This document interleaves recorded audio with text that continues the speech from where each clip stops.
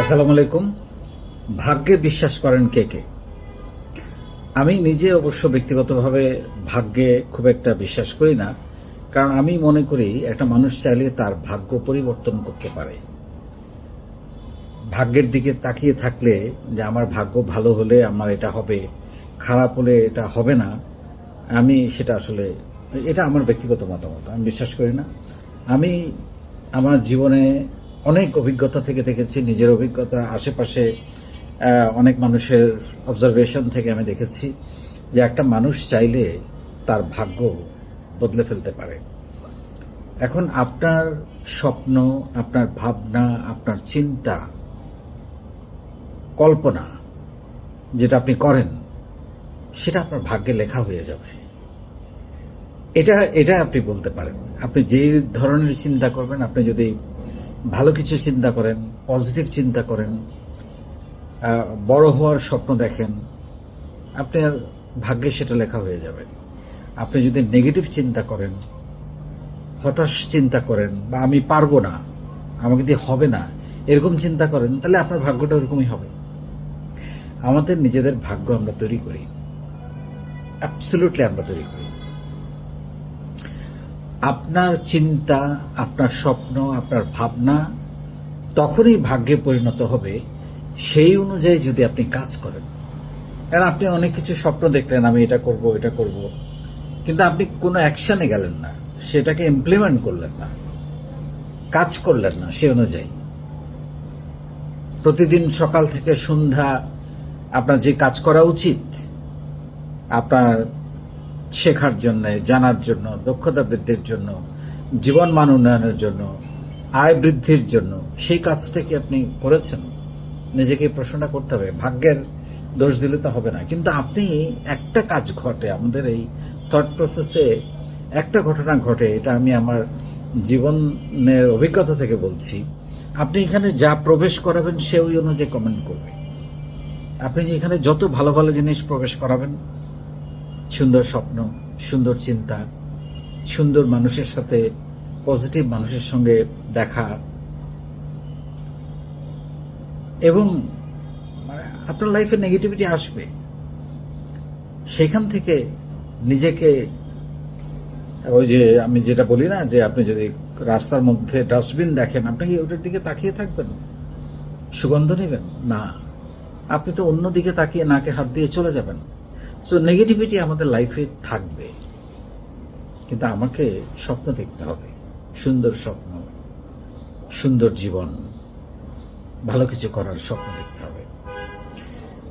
আপনি সেই স্বপ্নের কথা প্রতিদিন যদি বলেন, যেটা আপনি হতে চান, আমি উদ্যোক্তা হতে চাই, আমি একটা মাল্টিন্যাশনাল কোম্পানিতে কাজ করতে চাই, একটা এমএনসিতে কাজ করতে চাই, গ্রুপ অফ কোম্পানিতে কাজ করতে চাই, সিইও হতে চাই, ডিরেক্টর হতে চাই, একটা প্রতিষ্ঠানের মালিক হতে চাই, একটা সুন্দর জীবন চাই, সুন্দর সংসার চাই, এগুলো আপনি যত ভাববেন তত আপনার ব্রেনের ভেতরে সেগুলোর জন্য নতুন নতুন পথ তৈরি হবে, নতুন নতুন স্বপ্ন তৈরি হবে, নতুন নতুন চিন্তা তৈরি হবে, যত বেশি আপনি ভাববেন। সেই জন্য আমি বলি আপনার স্বপ্নগুলো লিখে ফেলেন।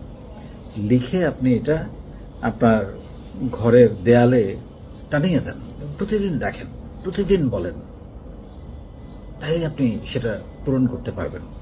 আপনি যা প্রতিদিন ভাবেন, যা স্বপ্ন দেখেন, যা কল্পনা করেন, তা ধীরে ধীরে আপনার জীবনে ঘটতে শুরু করবে। এবং সেগুলোর জন্য যেটা আপনাকে করতে হবে, আমি কয়েকটা স্টেপস আপনাকে বলবো। ভালো চিন্তা দিয়ে দিন শুরু করবেন। সকালে ঘুম থেকে উঠে সুন্দর কিছু চিন্তা, অনেক সময় হয় যে আজকে সকালটাই আমার গেল, এরকম আমরা বলি না, এরকম হলেও বলবেন না। হতেই পারে কাপের চায়ের কাপটা পড়ে যেতে পারে, আপনি কোথাও ধাক্কা লাগতে পারেন, বেরোয়ার সময় একটা বাড়ি খেতে পারেন, তখনই কিন্তু আমাদের কনফিডেন্স লেভেলটা লো হয়ে যায়। এটা হতে পারে, এটার সঙ্গে পরবর্তী ঘটনার কোনো সম্পর্ক নেই। আপনি যদি হয়ও দাঁড়ান, দুইবার নিঃশ্বাস নেন, শ্বাস নিয়ে একটু দাঁড়িয়ে তারপর আবার বের হন। সো ওইটা মাথায় আনলে ওইটা ঘটবে। আপনি যদি চিন্তা করে বের হন যে আজকে বোধহয় কিছু একটা ঘটবে, তাহলে আপনার সাথে ঘটবে, দেখবেন। আপনি যখন এরকম কোনো বাড়ি খাচ্ছেন বা কোনো একটা কিছু ঘটছে, পা ইয়ে হচ্ছে, হোঁচট খাচ্ছে, তখন আপনি যদি চিন্তা করেন আজকে দিনটা বোধহয় খারাপ যাবে, তাহলে যাবেই, কারণ আপনি চিন্তা করেছেন। আর আপনি যদি চিন্তা করেন এটা কিছু না, হতেই পারে আমি হয়তো আনকনশিয়াস ছিলাম, তাহলে কিছুই ঘটবে না। সো দিনটা আপনাকে সুন্দর করে শুরু করতে হবে যে আজকে দিনটা আমার ভালো যাবে এবং আজকে আমি ভালো কিছু কাজ করব। মুডটা ফ্রেশ রাখা খুবই গুরুত্বপূর্ণ। ওই যে বললাম, প্রবলেম তো আসবেই, তারপরে নিজের লক্ষ্যটা সামনে রাখুন, যেটা আমি একটু আগে বললাম যে আপনি আপনার স্বপ্নগুলোকে লিখে ফেলুন, লিখে ওটা চোখের সামনে রাখেন। এখন আপনি হয়তো 10 বছরের স্বপ্ন তৈরি করেছেন, সেইটাকে আপনি 1 বছরের স্বপ্নের মধ্যে নিয়ে আসেন ছোট করে, যে আমি 10 বছরে এটা করব, কিন্তু আগামী 1 বছর এটা করব। সেইটাকে আপনি 6 মাসে নিয়ে আসেন, যে এই 1 বছরে এটা করব, কিন্তু 6 মাসে আমি এটা করব। এবার 3 মাস, এবার আমি এই মে মাসে বা জুন মাসে, মানে 1 মাসে নিয়ে আসেন। তারপর উইকলি। সো এইটাকে ছোট ছোট করে ভাঙতে হবে, প্রতিদিনের স্বপ্নগুলোকে ছোট করে নিয়ে এসে ব্যাক ক্যালকুলেশনে, যাতে 10 বছরে আপনি ওইখানে যাইতে পারেন, সেইভাবে আপনাকে প্রতিদিন পরিচালনা করতে হবে।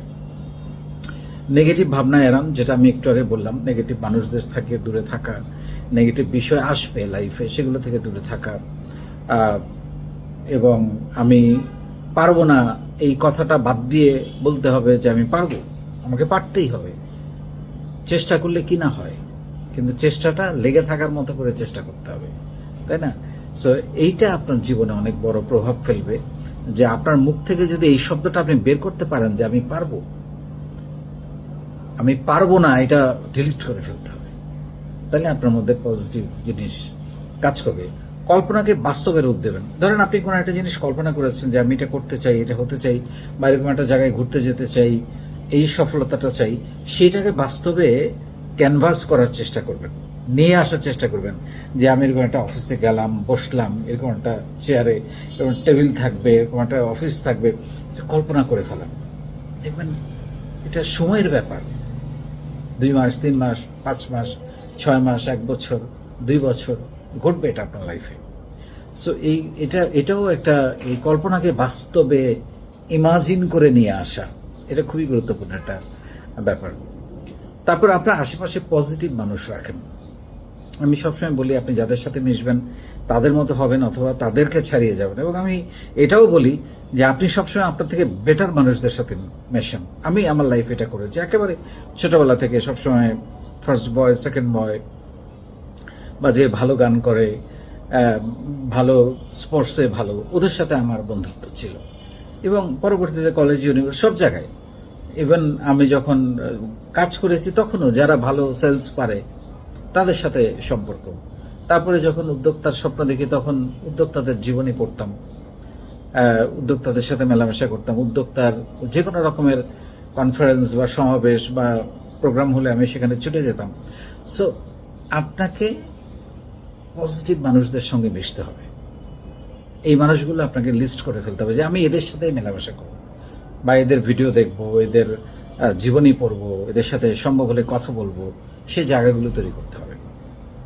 তারপরে যেটা হচ্ছে খুবই গুরুত্বপূর্ণ, যেটা আমি আমার জীবনে, মানে আমার জীবনে যদি বলেন যে আমি এতটা পিস, কুল, কাম এবং এতটা শান্ত কিভাবে থেকে সব কাজ করি, তার একটা বড় রিজন হচ্ছে কৃতজ্ঞতা প্রকাশ।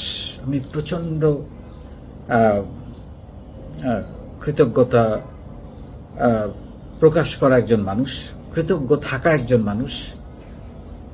কেউ আমাকে ভালোবাসে, আমি তার কাছেও কৃতজ্ঞ। কেউ আমাকে ঘৃণা করে, আমি তার কাছেও কৃতজ্ঞ, কারণ তিনি যে আমাকে ঘৃণা করেন, নিশ্চয়ই আমার কোনো না কোনো ভুল আছে, আমি সেগুলো সংশোধন করতে চাই, তাই না? কেউ আমার উপকার করেছে, আমি তার কাছে কৃতজ্ঞ।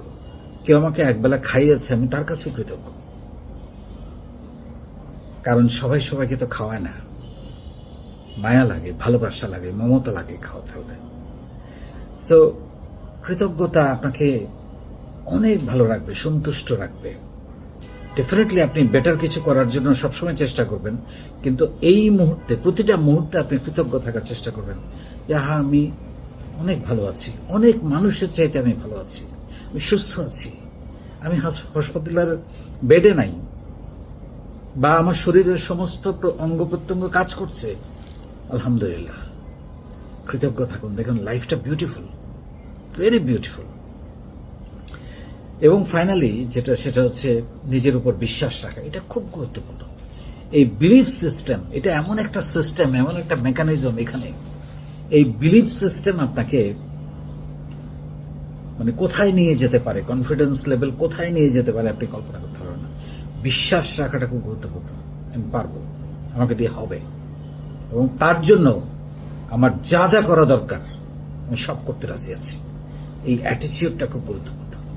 সো আপনার মন আপনার বলা প্রতিটা কথা শোনে, আপনার মন আপনার বলা প্রতিটা কথা শোনে এবং সেগুলো বাস্তবায়ন করার জন্য সে কাজ শুরু করে, আপনার থট প্রসেস। কিন্তু এইখানে আপনাকে ওই ম্যাটেরিয়ালগুলো যেগুলো এতক্ষণ বললাম এগুলো ঢোকাতে হবে। অনেক ধন্যবাদ। আসসালামু আলাইকুম।